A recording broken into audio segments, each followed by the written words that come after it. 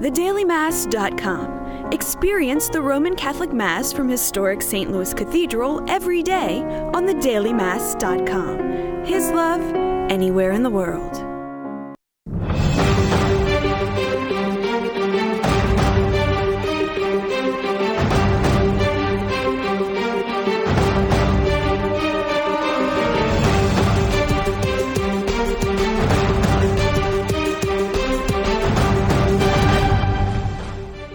Good evening, I'm Sarah McDonald. And I'm Jason and Gillette. Welcome to Issues in Faith.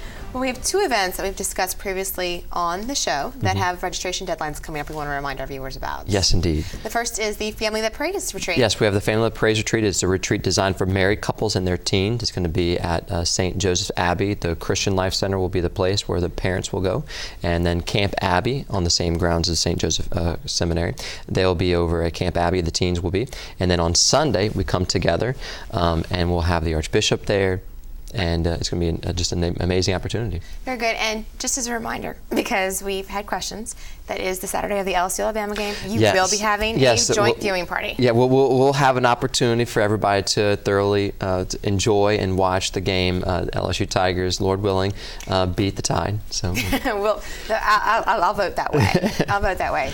Beat the Roll Tide, no. No. But if we have any Bama fans who want to come to the retreat, you will be more than welcome. Yes. And there will be good sportsmanship. Yes. And all are welcome. But it's going to be such an amazing opportunity. I mean, married couples, I see over and over again. My wife and I, we are in marriage ministry. We've been on retreats many, many times, and how beneficial it is for married couples at least once a year to take this time to be together, and it impacts their marriage greatly. And then to see teens to be with them and to bring the family together, I think it's just going to be a dynamite opportunity. Well, and the other event, which is actually happening at the same time, is the Bishop Perry Conference. They have the banquet on November 2nd, the Friday night, and then the event, the conference that will honor the life of Bishop Perry on the Saturday at Xavier University. And Dr. Joyce Gilly-Cruz was here last week discussing why this is important and the impact that Bishop Perry has had on the local church throughout his ministry as a priest. And so both registration deadlines are coming up. For Family That Prays, they can go to faithandmarriage.org. Faithandmarriage.org. They can call me directly at 504-830-3716. And for Bishop Perry, they can go online to obcm.arch-no.org or call 504-861-6207. And the Women's New Life Center is a local pro-life organization that is seeing incredible growth and is expanding to Baton Rouge. Tonight, Jason is joined by its CEO, Angie Thomas, to talk more about the mission and ministry of the Women's New Life Center. Well, Angie, thank you so much for being with us again. And tell us about the great work of the Women's New Life Center. What's the mission?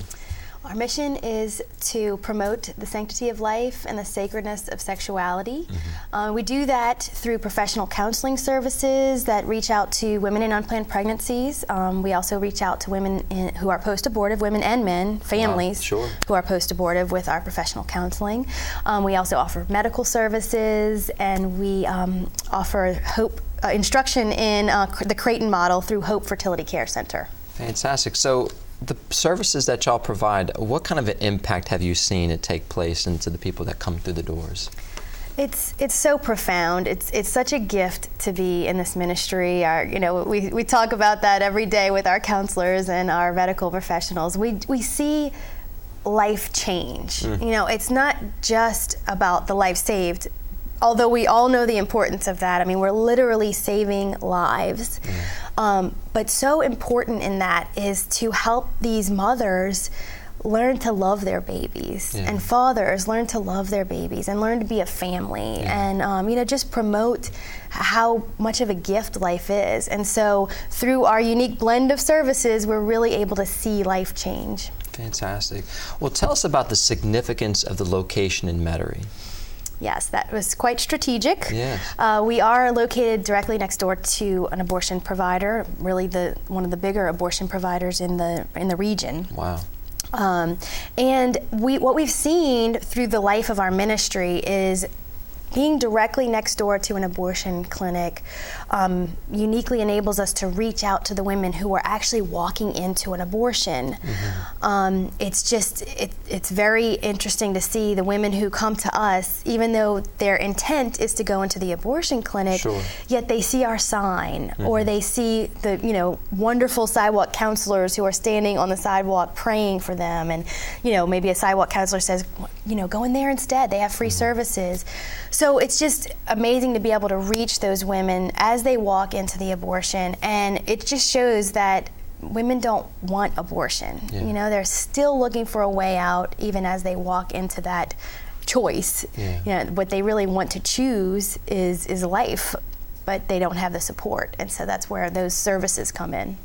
Well, speaking of support, how are y'all supported in the work that y'all do? We are actually supported 100% by private donations. Really? So yes, we have been blessed by wonderful benefactors and just people who give so generously of their treasure. Talk about a wonderful gift that continues to give when someone donates to the Women's New Life Center. So tell us again those services. I want to hear it again. What do you do when someone gives money to the Women's New Life Center? Where does that directly go? What does it do? Okay, so our services are, we provide professional counseling services and medical services. And so, having a professional staff that's paid, it is difficult to keep that amount of money, but we provide those services because we believe that is what truly causes the lives saved and the lives changed, is that unique blend of services. We only have 17% overhead, so that's really of every dollar given, only 17 cents of it is spent on overhead. Wow! So we just very good stewards of your money. Now, speaking of also too the great work, y'all are also expanding into Baton Rouge. Tell us about the story and what kind of services do y'all plan on providing over in Baton Rouge? Yes, well, the Lord's been working on in the hearts of our board and leadership for a while now, for a couple of years actually. Several of our board members ended up moving to Katrina. I say several, a couple of them ended up moving to Katrina, and so we did have a Baton Rouge presence through our board members. And so we had kind of toyed with this idea of, is this what you want, Lord? And so about 2 years ago, we went and visited a building that was maybe cat-a-corner from the abortion clinic out there. Really? Delta Abortion Clinic is really known around the country for what's happened at that place. That is the abortion clinic in Baton Rouge. And so we went 2 years ago to go look at this place, and we were excited about it, but then we said, it's just not directly next door.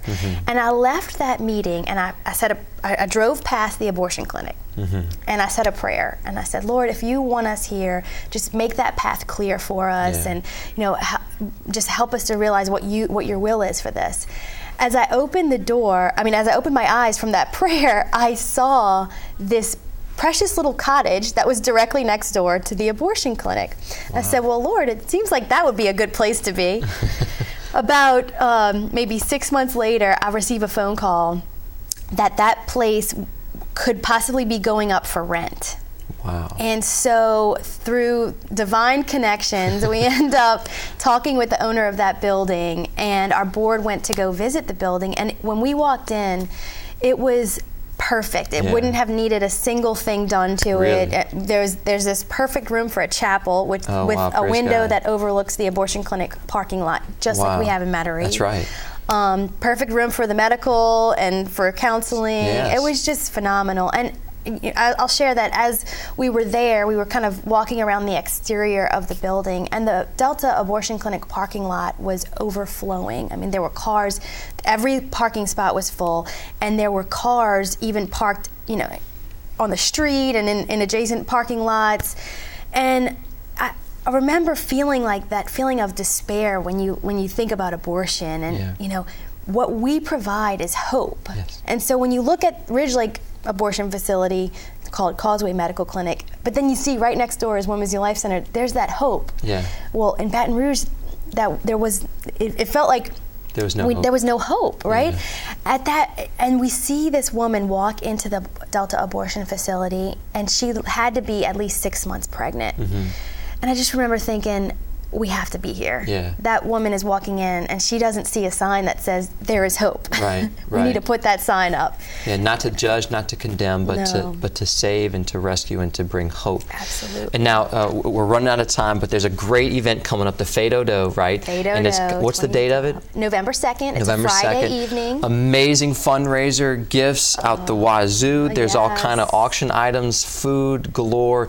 How can much people fun. learn more about this wonderful event and get tickets for it? Yes, it's all on our website, womensnewlife.com, and it's going to be great music by the Mixed Nuts. It's a very fun event. Yeah. And our committee has been amazing, so we are just so thankful for what they're doing for this event. Well, thank you for all that you're doing. I hope that you have a great turnout, because I know this is a huge part of fundraising for y'all is the big Fade O'Do. So God bless you. Thank you for all that you're doing, and keep us posted. Thanks.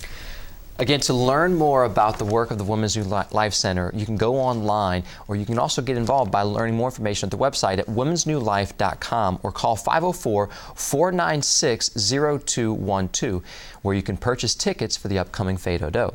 And coming up, we'll be in the kitchen to support another life-affirming ministry of the Archdiocese, PACE. This is Issues in Faith on LAE.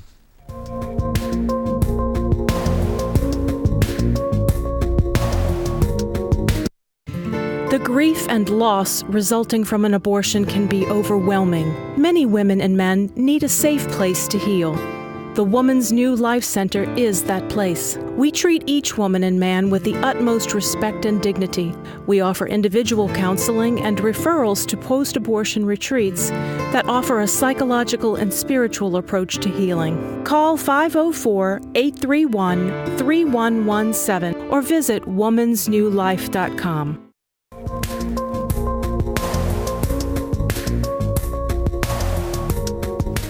PACE is hosting its second annual Pew to Do on November 9th. And here to talk with us about PACE and the event are Stephanie Smith, the PACE Gino Executive Director, and Chef Victoria Cole from Cafe Hope. Thank you both for being with us today. Well, Stephanie, remind our viewers about the mission of PACE and the services that you provide the community. Yes. PACE stands for Program of All-Inclusive Care for the Elderly. We are a community-based alternative to nursing home care. We've been around for 5 years now. We were the first PACE center in the state of Louisiana. And our mission is to keep seniors in their homes so that they don't have to go into a nursing home. So with that, we provide all the services they need for that to occur. We have a clinic on site, adult day health care. We provide transportation, medical care there. We provide prescriptions, social workers, you name it, it's all inclusive. And you are here today with Chef because you have your big fundraiser coming up, as I mentioned, the Pew to Do. And Chef, you're going to be there for that night. Can you tell us what you're going to be making for us today? Today we are going to be making the sweet potato biscuits with pulled pork. So. And just for the record, there are a couple that are already made, and it smells fantastic in here. So why don't you go ahead and let us give us a demonstration on how to make these biscuits. Biscuits are fairly easy to make. First, you're going to start off with all your dry ingredients. We have 2 cups of flour, 1 tablespoon of salt, and 1 teaspoon of salt, 1 tablespoon of baking powder. And you're actually just going to mix it all together to go ahead and just incorporate everything all. Alrighty, if you'll just hold that for a second. Then you want to add your Crisco or any type of fat. You can do duck fat. We add half. That sounds great. For our chicken and biscuits, we do duck fat and butter. Wow. So then you just want to put them in here, and you get your hands all nice and dirty. The best tools. God gave you the best tools for cooking in those fingers. Oh yes. So then you can do long, thin shingles of butter and Crisco. What you want is to be long and thin, mainly because it gives you that layers in between all the different. Oh, very good point. Makes them nice and fluffy. And that doesn't happen when you use the food processor to make a dough. And then also it makes it too much gluten involved in it. So at this point you're going to do that. Normally you're going to put it into a refrigerator and let that butter get nice and cold. Okay. Then that also helps with the flakiness, correct? Yes, it also helps with the flakiness. Basically there'll be a layer of flour and then a layer of butter and a layer of flour, and it gives that nice Pillsbury look. Then after that, you're going to go ahead and add your sweet potatoes. Sweet potatoes, you can take anything, leftover ones that you had the night before. Okay. Peel them off, put them in there. We don't want to mince it in. We actually want the rustic, chunky look of the sweet potatoes. Okay. It gives it kind of a really pretty look. Now you mentioned that. This is a great idea for a Thanksgiving day after Thanksgiving recipe. Definitely use those day sweet after. potatoes. You were making it with pork today. Maybe throw some turkey in there. There's some turkey in there. You can do it with the sweet potato souffle. It gives it extra the pecans and everything that you put in there. So after that, you have it nice and all crumbled up. You see. Then you want to add your milk. I do half a cup of milk and a half a cup of buttermilk. Okay. And all you do is you add that in there. And at that point, you want to go ahead and mix it. You don't want to over mix it because you're going to build that gluten, those little strands while you're folding it in. Sure. Okay, and I'll show you how to do that. I teach my kids each one of this each time, and you find one that really, really loves to do it. Always find a pastry. would love this. Yeah, that's going to be the pastry chef of the group. And you mentioned the kids. You're a chef at Cafe Hope, so you're working with at-risk youth who are in the Cafe Hope program. Yes, learning about working in the hospitality industry. Yes, it's actually a lot of fun. It's I get to teach them and tell them all the stories of all the crazy chefs I've had, and all the great chefs I had at that. So once it's mixed, always keep a nice, good thing of flour next to you. Got it. So go ahead and get your hands on things. Once it's mixed, you go ahead and put that to the side. Hands will get dirty. But like you said, that's the fun part. Definitely the fun part. So you go ahead and take your flour. Sorry. Sure, that's okay. You're going to take your flour and you're just going to nicely flour your board. See, my 19-month-old would already be so excited. I think that's why our students love to do it. They're like, oh, I get to have my hands dirty. And it's a great thing to do with mentioning that. It's a great thing to do with your kids and getting your kids involved in the kitchen. And I'll take that for you. Thank you. So the first time I made biscuits was with my grandmother, actually, and she taught me this exact same recipe. Well, the exact same technique. So once you put it on the thing, you go ahead on the counter. You want to pat it down, not smush it. If you smush it, then you get the butter doesn't quite do right. Okay. So then at that point, you want to fold it in half, and then fold it again in half to make it a box. And then you smush. Well. Pat, not smush. Gently, gentle hands. And you do that one more time. You can see why the flour on the side actually is so important. So do like that. Again, pat. You want to do about 2 inches so that they puff up real nice and pretty. So then you have your cutter, whichever cutter you'd like. And then you just cut it out. Excellent. It's very, very simple. Well, Chef, while you're cutting this, Stephanie, tell us a little bit about what's going to be going on at the Pita Do event. Sure. It's November 9th. We have a patron party from 6 to 7, and the event's from 7 to 9. And it's a fundraising event for our second PACE Center, which will be on Bear Terrier Boulevard on the Hope Haven campus on the West Bank. Adjacent to Cafe Hope. That's right. That's right, exactly. Cafe Hope is one of the restaurants that will be featured there, but there are about 12 to 15 others. We also have a band, and we have a live auction of painted pews done by local artists that will be auctioned there as the fundraising event. The pews came from the St. John Bosco Chapel. We also have other memorabilia that can be purchased there, such as crosses and other things made from the wood of the pews. Oh, okay, very nice. Oh, sorry, Chef. It's okay. I'm in your way.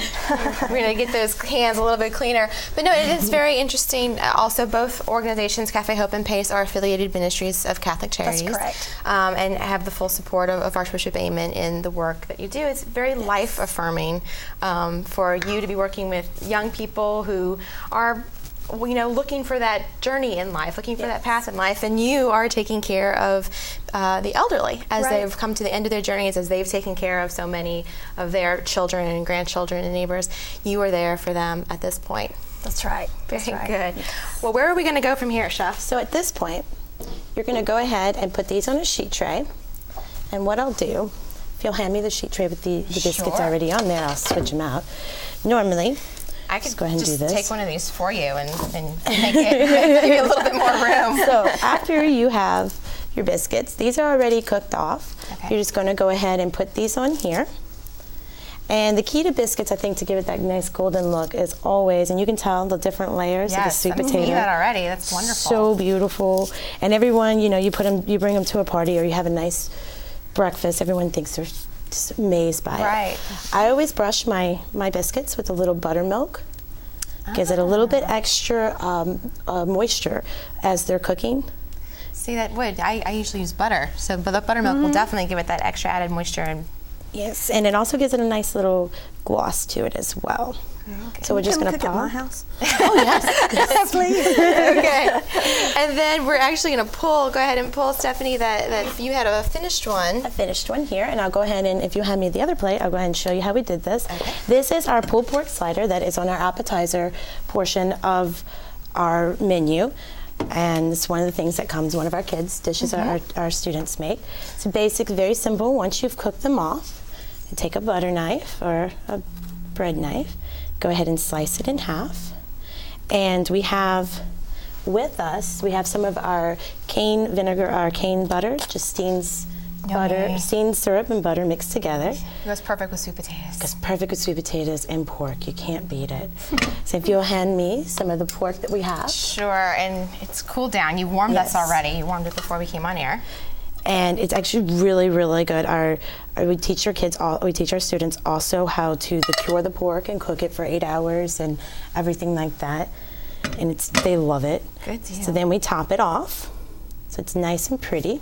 And we put along with it some of our pickled onions that we teach the students how to pickle, and our pickled pickles. And the students all prepare those. You teach the kids how to do that From in start the to program. finish. Very good. They go home and they tell their grandparents. I get stories every day how they go home and tell their grandparents how they've made stuff and how wonderful it is and how much the parents really enjoy wonderful. it. So Well, here we are. Thank you so much, Chef, for being with us, and thank you, Stephanie, thank you. for being with us. Again, it smells so very, very good in here, even with the sweet potatoes and the sweet potato dishes and the pork. It's just a wonderful, wonderful thing. And again, thank you for your ministry. Oh, thank you for having us. We really appreciate it. Well, once again, the Pew to Do to Benefit Pace Greater New Orleans will be Friday, November 9th at the Hope Haven campus in Marrero. For more information, call 504-945-1531, and we'll be right back.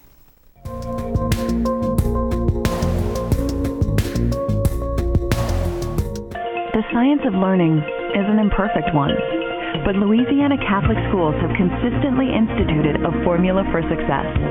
An astonishing 95% of Catholic school students go on to college, and last year they brought with them over $185 million in scholarship awards. Shouldn't you invest in success and the confident leaders of tomorrow? Louisiana Catholic schools, in a class of their own.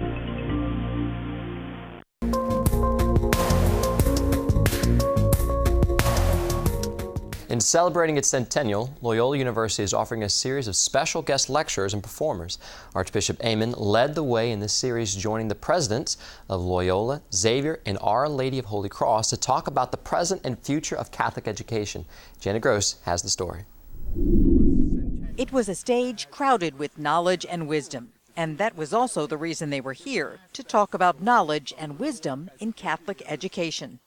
One of the great blessings that we have in the Archdiocese of New Orleans is the fact that we have 3 Catholic institutions of higher learning. Joining the presidents of those 3 institutions, Archbishop Amen talked about the gifts and challenges now and beyond, referencing a document from Pope John Paul II that addresses Catholic higher education. John Paul says that a true Catholic college or university has as part of its mission to invite the students to be able to read and to read accurately the signs of the times. That means what's going on in the world today.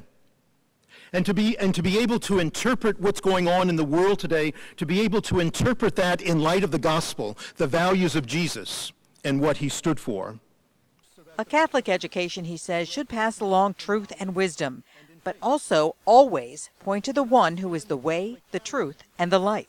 The course of studies is to promote a conversation in all classes, and I know I'm being bold in saying this, but I say that conversation can take place in every class, no matter what the topic or what the curriculum, so that the students can see a direct relationship between their studies and wisdom, their faith, and their future profession. And he suggests that theology courses should begin not with world religions, but with a basic course in Christianity, church teachings, and the scriptures. We need to teach people, teach ourselves, that not all information is true, not all information is knowledge, and that not information and knowledge by itself does not get you to wisdom. That we have to find ways to interact with people to help teach that. So that it's more than just accumulating a basket full of facts. We have both the obligation to make sure we educate young people to compete. We have that obligation to make sure when they compete in the true sense of the word, of what it means to be a person created by God, to respect other persons, respect themselves, and to be known to be trustworthy. And they maintain faith must be a part of formation. The way in which we develop academic programs, do civic engagement, service, social justice, all these things mentioned by my colleagues here, all of these can certainly be framed in a way in which we teach, we learn, and there is a communal type of aspect to this that certainly can take place within, I think, the deep and abiding faith of the Catholic Church. Many in the audience took these observations to heart. I think it was a challenge to us as administrators and teachers at every level to find a place in our own hearts to adopt what this Catholic faith and its liveliness in our world with the reality of the job we have to do of educating people with a skill set and a knowledge base that they need to be successful. And again, it's not either or, it's and that's the part that I'm going to take with me. It was an on-stage meeting of the minds, focused on the minds and hearts of young people and the blessing of a Catholic education. I'm Janet Gross for Issues and Faith. The Archbishop was the first speaker in the Loyal Presidential Guest Series. In coming months, the events will focus on different Catholic, cultural, artistic, and intellectual perspectives. And if you have a question for us or have an idea for a story you'd like to see on air, write to us at Issues and Faith, 3330 North Causeway Boulevard, Suite 345, Metairie, Louisiana, 70002, or email us at questions@wlee.com. Plus, if you missed an episode, you can catch up online at archdiocese-no.org. And that's our program for this evening. For all of us at Issues and Faith, thanks for watching. We'll be back next week. Hope you join us again soon. Until then, God bless.